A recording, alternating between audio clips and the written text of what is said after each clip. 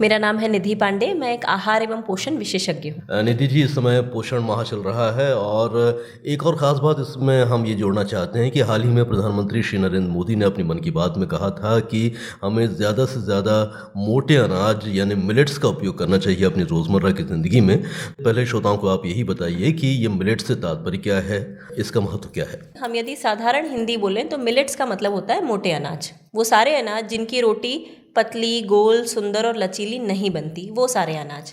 Millets में बहुत सारे आते हैं, कोदो है, कुटकी है, ज्वार है, बाजरा है, रागी है, एंड हर स्टेट का अपना इंडिजीनियस वेरिएंट भी होता है। तो दिस इज़ द मीनिंग जब हम मिलेट्स कहते हैं तो मोटे अनाज। आपको क्या लगता है कि प्रधानमंत्री जी ने जो मन की बात में उद्धृत किया है कि मोटे अनाज का हमको ज़्यादा से ज़्यादा बढ़ावा देना है और अपनी रोज़मर्रा की ज़िंदगी में इस्तेमाल करना है, इसके पीछे भावना क्या है? इसको मैं करीब 3-4 पॉइंट्स में डिवाइड करना चाहूँगी। पहला ये कि मिलेट्स जो हैं इसमें ट्रेस मिनरल्स बहुत अच्छे रहते हैं और ये हर एज ग्रुप के लोगों के लिए बहुत फ़ायदेमंद हैं। यदि बच्चों की बात करें, बढ़ती उम्र के बच्चों की बात करें, युवाओं की बात करें या बुजुर्गों की बात करें, हर किसी को मिलेट्स यानी मोटे अनाज हर तरह से फ़ायदेमंद है। दूसरा ये, जब आप मिलेट्स ग्रो करते हैं तो क्योंकि मिलेट्स बहुत ज़्यादा पॉपुलर नहीं थे, ज़्यादा किसी को पता नहीं था, इसीलिए इसमें जेनेटिक मॉडिफिकेशन नहीं हुआ है, यानी उसके सीड्स के साथ छेड़छाड़ नहीं हुई है। वो नेचुरली इतने अच्छे से उग जाते हैं कि उसमें बहुत ज़्यादा पेस्टिसाइड की आवश्यकता नहीं पड़ती। टेक्निकली यदि हम बात करें तो ये क्लीन सोर्स ऑफ फूड है। तीसरा कि जब मिलेट्स को ग्रो किया जाता है तो ये सॉइल से पूरा न्यूट्रिशन अब्जॉर्ब नहीं करते हैं, जो इसलिए इम्पॉर्टेंट है क्योंकि आज यदि मिलेट्स उगा है तो अगले सीजन में जो भी क्रॉपिंग या सीडिंग का अगला सीजन होगा उसमें जो भी चीज़ लगेगी उसके लिए सॉइल में पोषक तत्व मौजूद रहेंगे। और ये बहुत बड़ी चीज़ है क्योंकि हमें सिर्फ आज के लिए नहीं सोचना है, हमें अगले कम से कम 70 सालों के लिए सोचना है। तो उस केस में मिलेट्स फ़ायदेमंद है। चौथा ये कि गेहूं में क्योंकि बहुत सारा जेनेटिक मॉडिफिकेशन है, बहुत तादाद में गेहूं की रोटी खाई जाती है, मैदे से बहुत सारी चीज़ें बनती हैं, तो गेहूं में पेस्टिसाइड्स भी बहुत ज़्यादा हैं, फर्टिलाइजर्स भी बहुत ज़्यादा हैं, ये महंगा भी है।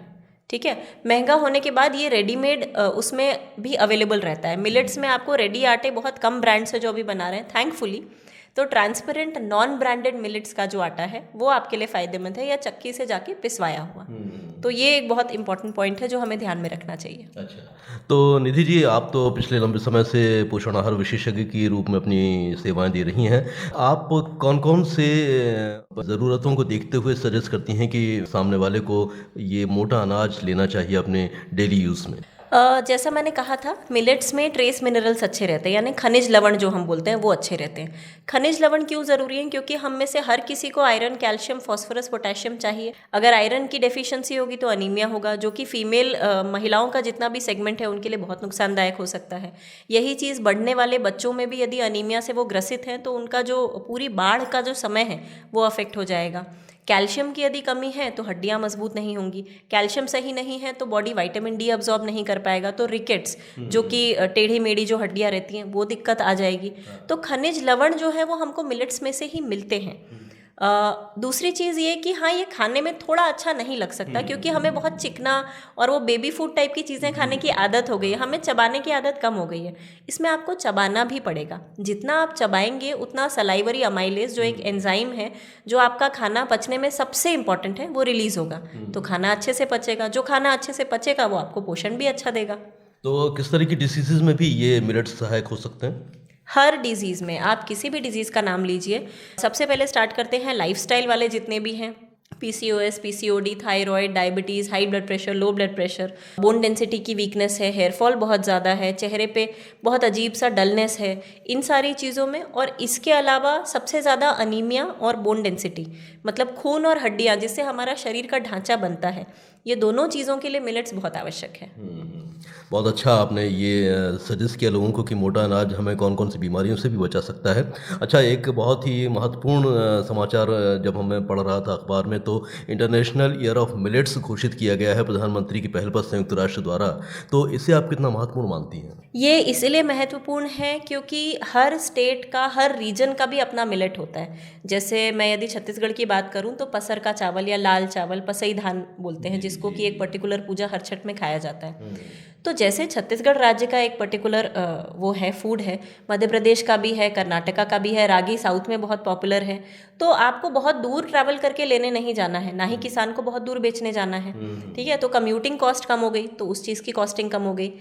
दूसरा, यदि लोकल फूड है तो उसमें पेस्टिसाइड्स केमिकल्स की मात्रा किसान को डालनी ही नहीं पड़ेगी। आगे जाके मान लीजिए ये फेमस होता है, यदि लोकली ही उसका पूरा अनाज कंज्यूम हो जाता है तो वो क्यों पेस्टिसाइड डालेगा कि उसको वो बचा के रखे और कहीं और बेचे। और क्योंकि न्यूट्रिएंट डेंस है तो हमें अपने आप को स्वस्थ तो रखना ही है।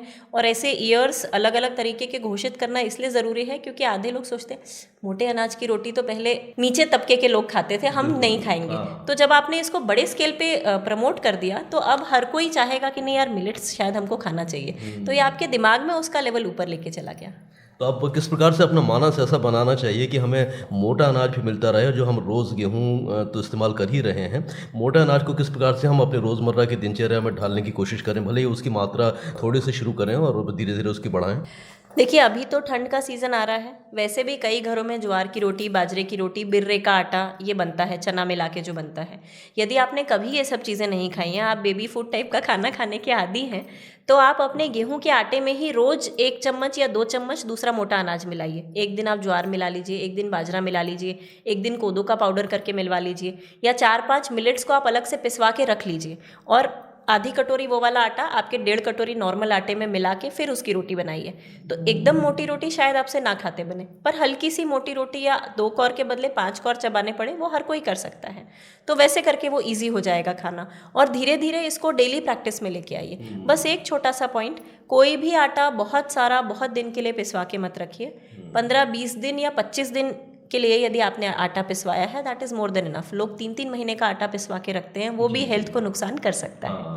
अच्छा, अभी ये जो मिलेट्स है या मोटा अनाज जो है उसको उसकी अवेलेबिलिटी भी उतनी ज़्यादा नहीं है, हर कोई उसे रखता नहीं है। अब जब ये पहल की जा रही है प्रधानमंत्री श्री मोदी के आह्वान पर, तो आपको क्या लगता है कि इसकी उपलब्धता के लिए कौन से प्रयास होने चाहिए? बहुत सारे सेल्फ हेल्प ग्रुप्स हैं।